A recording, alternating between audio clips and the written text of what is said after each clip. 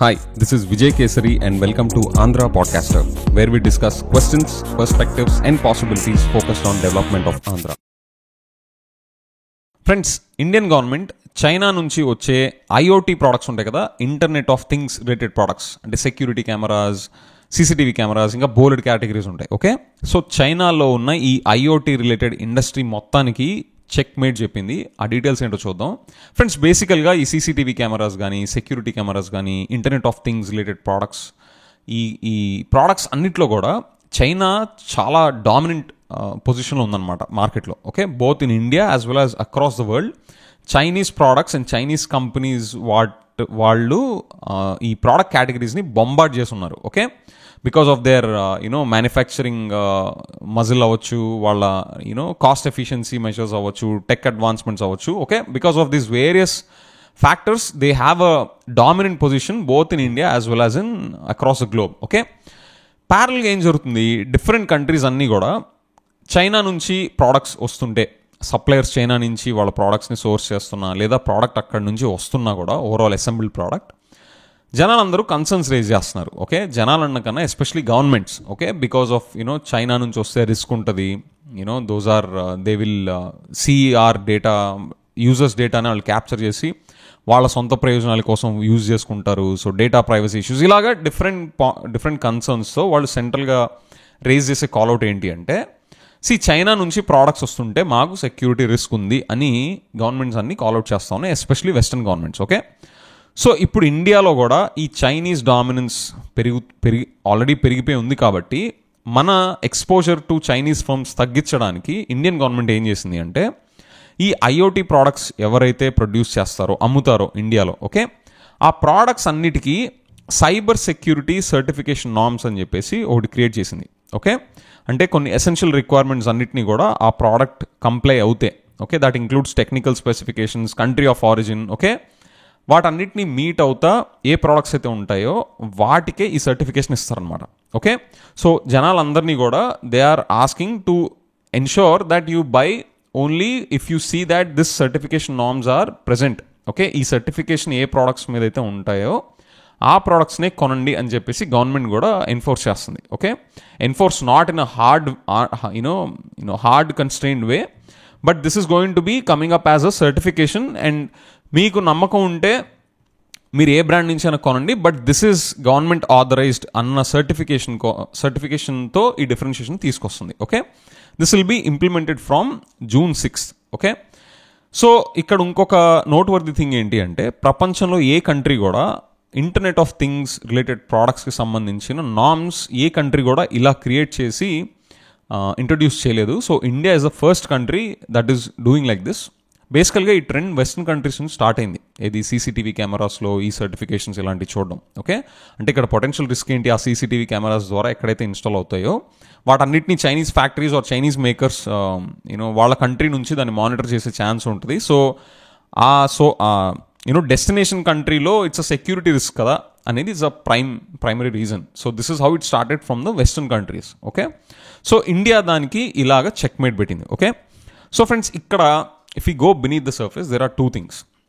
నిజంగా Chinese makers కానీ, Chinese suppliers కానీ వాళ్ళు వాళ్ళ స్వంత ప్రయోజనాల కోసం కన్జ్యూమర్స్ డేటా, లెట్స్ సే అది ఐస్లాండ్లోనో లేకపోతే నార్వేలోనో ఇండియాలోనో ఎక్కడెక్కడైతే ఇన్స్టాల్ అయి ఉంటాయో ఆ డేటా అంతా వాళ్ళు క్యాప్చర్ చేసి వాళ్ళు సొంతగా వాళ్ళ ఓన్ సెల్ఫ్ ఇంట్రెస్ట్కి వాడుతున్నారు అనుకోండి. నిజంగా అదే ఫ్యాక్ట్ అయితే కనుక గవర్నమెంట్, మన ఇండియన్ గవర్నమెంట్ ఇలా చేయడం correct. Okay, there is no doubt about it. National interest are top priority for any country. Okay, కానీ in the name of trust, ఇదిగో చైనా నుంచి వస్తే దాని ఒక బూచిలాగా, అంటే మన ఇండియా అలా చూపిస్తుందని కాదు, it's a possibility and I want to discuss about that possibility. కానీ చైనా నుంచి వస్తే మనకి ట్రస్ట్ ఇష్యూ ఉంటుంది, వాళ్ళు మన డేటాని తీసేసుకుని ఏదేదో చేసేస్తారు అని చైనాను ఒక బూచిలా చూపించి మన ఓన్ మేకర్స్, మన ఓన్ ఎంటర్ప్రెన్యూర్స్ని, మన ఓన్ ఇండస్ట్రీని డెవలప్ చేయడానికి ఇది ఒక ప్రొటెక్షనిస్ట్ మెజర్ కింద మన ఇండియానే కాదు ప్రపంచంలో ఉన్న ఏ కంట్రీస్ కూడా అవి అడాప్ట్ చేస్తే that is unhealthy friends.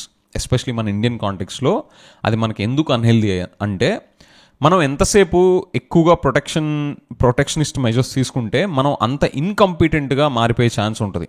Okay, incompetent in the sense అక్కడ ఏది ఉంటే అది కొనాల్సి వస్తుంది. మన కన్జ్యూమర్స్కి ఆప్షన్స్ తగ్గిపోతాయి. సో ఇన్కాంపిటెంట్ అండ్ మార్కెట్లో కూడా కాంపిటీషన్ గ్లోబల్ లెవెల్లో ఉండకపోవడం వల్ల consumer will be deprived of his best value and ఓవరాల్గా market will be inefficient. Okay, so ఆ రిస్క్ ఉండే ఛాన్స్ ఉంది. ఓకే, వెస్టర్న్ కంట్రీస్ ఏ ఇంట్రెస్ట్తో చేస్తున్నారో we can speculate and I'm no better than you in this aspect.